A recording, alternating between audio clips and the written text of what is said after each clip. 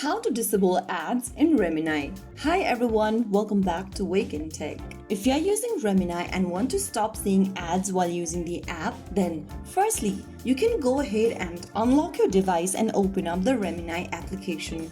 Once you're inside the home page, go to the top right corner and tap on the Pro option. Now, if you don't want ads, then you can go ahead and select the Lite or the Pro version, whichever you want, because both of them will have no ads once you subscribe for it. After you select the weekly or the monthly option from the top of the screen, tap on whether you'd like to enable free trial or not by tapping the square at the bottom and tap on Start Free Trial option. If you don't want the free trial, you can uncheck that box and tap Continue and follow through the payment process.